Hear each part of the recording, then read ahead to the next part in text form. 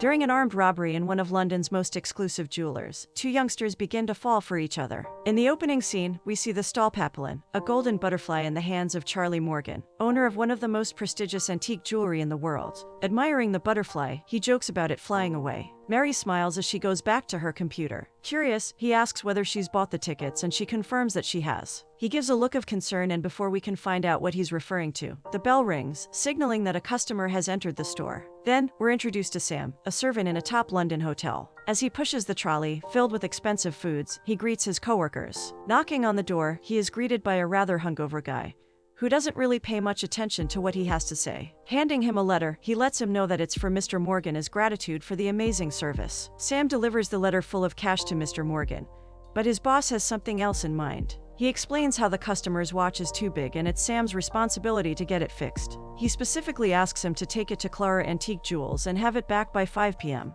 for the elite guests. As Sam takes off, he passes the bougie side of London, where his desire to be successful grows. He thinks to himself that London is the best place where a man can become successful, and wishes to be a part of that world. Coming down a couple of blocks, he hides his badge in his pocket and dares to put the expensive watch on, unaware of what's soon to come. He decides to visit the cafe his friend works at, instead of going to the jewelry store, and that's where his trouble begins. Not only does he get scammed while buying tickets to a show from a rather sketchy guy, but he also puts his life in danger just moments later. His friend pokes fun at him for being a bad negotiator, and then proceeds to ask about their business plan. Sam and Elliot have a plan to open up their restaurant, but Elliot thinks that Sam is too afraid to search for investors. Asking him whether he's called the guy he recommended, Elliot assures him that if he hasn't, he'll call and get the job done. Sam tries to sell him some story, but Elliot cuts him off, not wanting to play games when it comes to their plan. Visay is all Sam says. Elliot asks him to repeat, so Sam explains how Visay should be the name of their restaurant. Elliot doesn't really have a particular reaction. He almost shrugs him off. Luckily, Mary walks into the cafe and asks for something delicious, while complaining that she's starving. Elliot recommends the mushroom risotto, despite it being Sam's order. Sam protests but lets her have the plate in the end. He can't keep his eyes off her, which is why he decides to indulge in a conversation. As luck would have it, the radio plays the band for which he bought the tickets, so he asks her whether she likes them. She tells him that she does, and his eyes light up. She notices his watch, so they continue the conversation by talking about what they do. Mary reveals that she works at Clara, but Sam proceeds to lie about working in the entertainment field. Elliot can't help but chuckle, so he asks Mary for the amount, not letting him embarrass himself anymore. Before Mary leaves, she invites Sam to the jewelry whenever he's free. She walks out and all Sam can say is amazing. She is amazing. It doesn't take him long to gather the courage to ask her out, completely forgetting what he's in town for. Exiting the cafe, he gets a call from Mr. Morgan, asking for the watch. Sam quickly comes up with a lie and runs to the jewelry to get it over with. He is greeted by Charlie Morgan as he enters the jewelry and is treated as every customer. While looking at the antics, Sam pretends to understand what Charlie's talking about and even asks for the price of one of the necklaces. As he informs Charlie that he's just browsing, Mary enters the room. She is surprised to see him there, so she asks if anything has caught his eye. Just as he's about to flirt with her, before asking her out, masked men come in with guns, looking for the golden butterfly. Two men don't seem the brightest, so as one tells Sam to get out, the other one demands he stays there. While they're bickering, Charlie presses the alarm button, which only makes them furious. One of the elites, Mrs. Lieberman, happens to be there, so when she sees the armed man, naturally, she starts panicking. Many voices can be heard as the robbers try to come up with what to do next. Having had enough, the taller man hits Sam with his gun, making him fall over. Mrs. Lieberman's screaming becomes intolerable for them, so the taller man shoots her to shut her up. Shortly, police sirens can be heard, so the two men rush to kill the cops and steal the butterfly. However, the shorter man gets hit and the taller man is outnumbered, which is why he grabs his friend and drags him back inside the jewelry. They rush to lock the door, for which Mary is forced to help. Everyone seems to be confused when it comes to the man's plan. As the shorter one whines and cries about his wound, the taller, whose name is Cameron, tries to find another way out. He goes to every room and checks every corner but finds no other way. Returning to the lobby, he asks Mary to tell him, but she only informs him that there's no other way out. Seeing that the robbers are not the brightest, Charlie asks whether they have the slightest idea of what they're getting themselves into. Offended, Cameron points the gun in his head, threatening to shoot him. Instead of pleading for his life, Charlie asks him to shoot, uncowardly. Mary manages to stop him, so Cameron focuses on his partner, whose name is Clegg. The police can be heard outside, asking for the robbers to surrender, and Cameron, trying to come up with a plan. Sam curses himself for coming to the shop, and Charlie continues to talk badly about the robbers. Mary reminds him that it will do them no good, to which Sam agrees, so Charlie demands he stays out of it. They keep getting on his nerves, so Cameron decides to get away from them. In a private room, they try contacting the police for some sort of negotiation. However, as they answer the phone, Cameron stutters and doesn't say anything. Handing the phone to Clegg, he demands he speak, but Clegg chickens out. Hanging up the phone, Cameron tells Clegg that he shouldn't have come with him, to which Clegg starts panicking.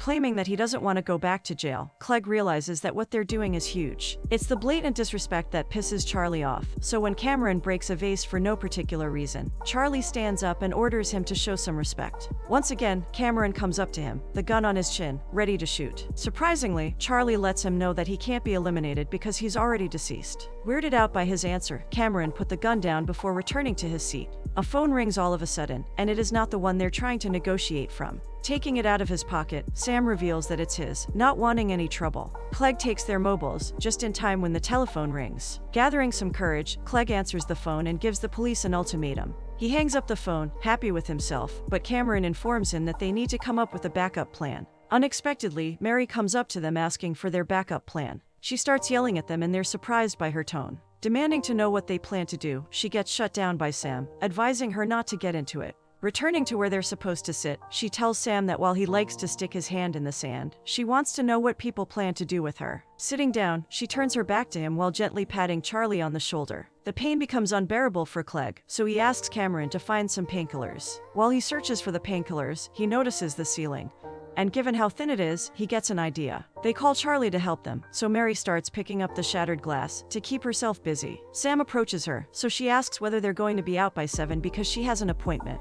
Finally, we find out that Mary's booked the tickets for traveling, but she reveals that she doesn't plan to come back. Marvelous is what he sarcastically says, but given that she's vividly shaken by the situation, he assures her that they will eventually be out. Not seeing Charlie in the room, she asks where he is and he decides to check up on him. Entering the office, Sam hears the men yelling at Charlie to hurry up with the story. By good fortune, while Charlie's coming up with the story about how there's a way out that essentially leads to the alleyway, Sam picks up on his lie and even confirms the streets where they'll be out. Cameron decides to get to it. Despite not having the proper tools, he starts cutting into the thin ceiling. Clegg continues to whine, but as the inspector calls, he gets to his dark side, screaming and demanding a quicker answer. Amid the chaos, Sam asks Charlie about his wife and then tells him that she sounds great from what he's heard. Charlie begins by explaining that usually people come to his store looking for something sentimental, and with deep meaning. However, Sam interrupts him, saying that they're also looking for expensive things. Charlie cringes at the word expensive and lectures him about the pieces that are there for eternity. Sam continues to give snarky comments about the price, so Charlie asks about his name. He then asks about his job and is surprised when he hears that Sam and Mary had met each other just half an hour before the robbery. Curious, he asks about his job and Sam lies to him as well. Cameron gets frustrated, given that the knife is too small to cut such hard materials, so he looks around the room. Spotting a bunch of record players, he picks one of them to play, and as he sees the picture of Mary combined with the fine melody, he gathers strength and returns to cutting. At the moment that Cameron becomes serious about getting out, Clegg remembers why they're at the jewelry in the first place. Kneeling down, he searches their pockets and simultaneously exposes Sam. Seeing his name tag, Mary realizes that he's working at the Prestige Hotel and therefore knows that he's lied to her. He starts apologizing, claiming that he only exaggerated, and even Charlie stands in his defense. Mary reveals that she'd grown up with a phony, and because they never change, she doesn't want to be with one. Charlie understands that Sam hasn't only lied about the job, so he calls him out for wearing a 10-grand watch while having a salary of $1,500. Knowing that there's no way of getting out of it, Sam admits that he's lied about that as well. He admits that it's for a client, and even Cameron and Clegg poke fun at him. They pick up the watch as well, leaving them naked of their high-value belongings. Just a block over, in the crowded cafe, we see Mr. Morgan letting himself in. Elliot sees him, so he hides the bag in which was the watch Sam had to get fixed. Mr. Morgan asks to speak with the sergeant only to ask him to sort out the traffic because he has some important guests coming over. Elliot watches in disgust as Mr. Morgan puts his guests first over Sam. As he's left alone at the counter, Elliot lets him know that he's wrong for not asking about Sam. Instead of answering or trying to defend himself, he orders a bowl of pasta to enjoy at the cafe. Back at Clara, Sam becomes curious about the reason for the robbery. Charlie knows why they're robbing them, and it's because of the butterfly, worth over $1 million. Sam struggles to understand its importance regardless, so Charlie explains it with utmost passion. Something strange seems to be going through Cameron's mind, as he stays in the corner of the other room, holding Mary's picture while looking at her in real life. He returns to cutting the ceiling shortly, but Clegg decides to leave them out of sight just for a couple of short seconds before they attempt to escape. As Clegg pours himself a drink to ease the pain, Sam takes the opportunity to bite off the plastic tying his hands together and pull the blinds, slowly, making sure they don't hear him. Unfortunately, just as Sam gets his upper body out and motions for the police officer to be quiet, Clegg's voice can be heard, promising that he'll blow Mary's head off if he goes further. Not having any other choice, Sam comes back only to receive a strong punch. The news spreads quickly, even to Sam's boss. However, he doesn't seem to be worried about Sam but only upset about the watch, something that Elliot still can't comprehend. As Sam and Charlie talk about their hometowns, Cameron seems to be entering a dark side. Staring at the picture he had ripped apart of Mary, he combines it with the half that fits and happens to be a picture of him. He starts trembling as tears fill his eyes. Deciding to listen to himself, he heads to where they're sitting and shortly asks her to get up.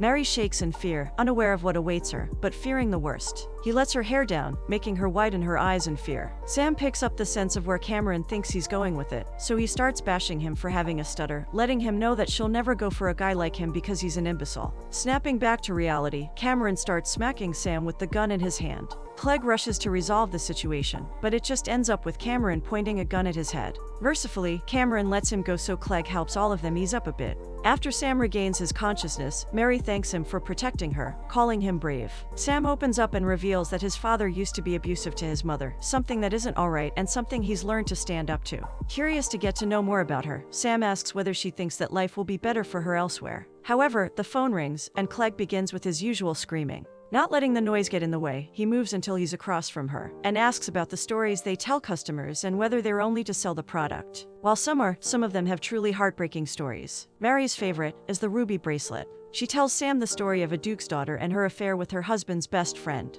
Although it may seem messy, it is a tragic tale where a best friend gives his own life to his best friend. The bracelet, however, comes after the tragic event, and what's special about it is the engraving inside of it. For Ruby, for love, forever. Cameron overhears the story, and instead of having empathy, he comes and steals it from Mary. Charlie tries to make her feel better by saying that it's just a bracelet, but they both know that it has a deeper meaning. As time passes, Clegg becomes more and more nervous about the outcome. While Cameron seems to be somewhat calm, Clegg worries about his leg and how he'll get through the ceiling. To help everyone relax, Sam goes up to the men bravely and asks for medical supplies and some food. They're shocked that he's asking for food, but Cameron quickly realizes that he's right and that a mushroom risotto would feel good as a change. Returning to his seat, Mary and Charlie congratulate him on his bravery.